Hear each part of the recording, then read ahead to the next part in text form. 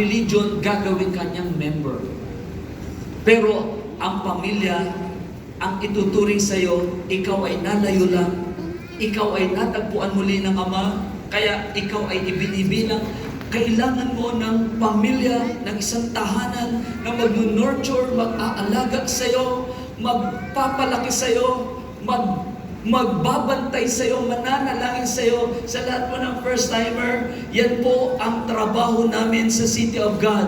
Magmahal, magbantay, mag-alaga, at mag-akay papunta sa buhay na walang hanggan. Again, to all first-timer, we love you, Jesus loves you, and the promise of eternal life belongs to you. Hallelujah! Welcome to the family. Palakpakan natin muli ang ating po mga first-timer. Thank you, Lord. And now, Jesus told him, sabi po ng Deuteronomy chapter 4 verse 1, and now, everybody say, and now. And now. Sinong sinasabihan? Ang sinasabihan po ay si Israel. Sino si Israel? Israel, pag atin pong trinace, siya po si Jacob. Sino si Jacob? Anak po ni Isaac. Sino si Isaac? Anak po ni Abraham. Sino si Abraham? Ang ating ama sa pananampalataya. Si Israel na sinasabihan dito po na mapoposes mo ang land ay galing sa isang root, sa isang family na kung saan sinabi ng Bible na Abraham is the father of our faith. Napakahalaga po mga kapatid na alam mo na mayroong naniniwala sa iyong ama. Alam niyo ho ba, ang problema ngayon ng maraming kabataan, yung tinatawag na fatherless figure sa family. Maring nandun yung tatay, nandun yung ama, pero hindi nila ramdam.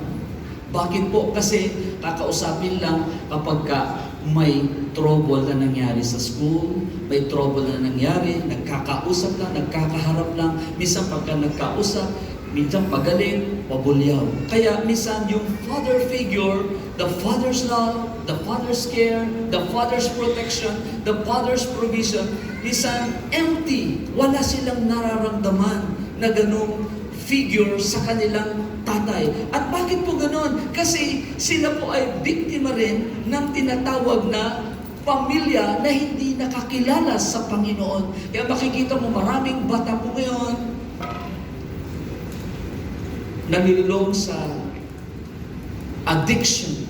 Nakakalungkot lang dahil just recently isang kabataan ang lulong sa isang gamers at ginamit yung mismong baril ng tatay niya para kumitil ng buhay. Nakakalungkot lang pakinggan na minsan may mga tatay po na hindi nila alam kung paano proteksyonan ang kanilang mga anak. Pero salamat po, hindi natin sinisisi ang ating mga magulang dahil sila'y biktima rin minsan ng kawalan ng nagpakilala sa kanila na mayroong isang Diyos. Kaya po, ibinabalik tayo po muli ng Diyos sa family. Kung hindi man tagumpay ang iyong family, kung hindi mo man makita na may peace sa inyong tahanan, mayroong City of God family na magmamahal sa iyo, magbabantay sa iyo, tutulungan ka, gagabayan ka, sasabihin sa iyo, mahal ka ng Diyos, mahalaga ka, at ikaw ay tinawag upang bigyan ng buhay, buhay na ganap at kasiyasiya. Salamat po sa Diyos na nagbigay sa atin ng ganitong pananampalataya. Sige, palakpakan mo si Jesus. Thank you, Lord. And Abraham started that kind of faith. Okay lang po magtanggal.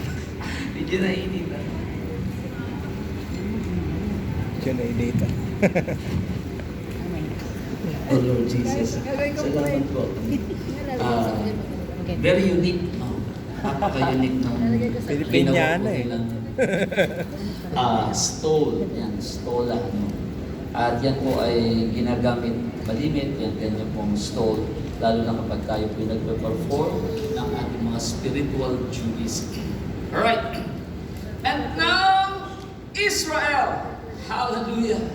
This is also a word for you. Israel, ang ibig sabihin ng Israel, bayan ng Diyos. Amen. Tayo na kumikilala sa Diyos, tayo ang bayan ng Diyos. Amen. Kaya si Israel, ikaw yun. Sabi mo sa iyong katabi, ikaw yun. Ikaw yun. You are the city of God. You are Israel. You are the chosen one. You are the one He had appointed to inherit the promised land. Ikaw yung tinawag ng Panginoon para angkinin at makonquer at iposes ang ipinangako sa atin ng ating Diyos na buhay. Naniniwala ho ba kayo na lahat ng pangako ng Diyos ay Kanyang ifulfill sa inyong buhay? Amen. Amen. It only takes faith. It only takes believing. Kailangan lang talaga nating maniwala. Because faith can move mountain.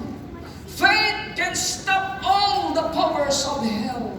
Faith can welcome every heavenly beings. Faith can stop all the works of darkness. Faith can heal all manners of sickness and diseases. By faith, ang sabi ng Bible, walang aasahan ka na hindi mangyayari. Faith is the substance of things hoped for, the evidence of things not seen. Napakahalaga po na tayong lahat na pinili ng ating Panginoon, nananatili tayong naniniwala, nananampalataya, dahil yan lang po ang ating license upang tanggapin ang lahat ng ipinangako ng ating Panginoong Jesucristo. Israel, city of God, I am excited for the promised land that the Lord had prepared for all of you. Amen. Everybody say, I believe. I believe. My promised land. My promised land is coming. is coming. I believe. I believe. I will receive. I will receive the promises of God. the promises of Palakpakan po God. natin ang Diyos na buhay.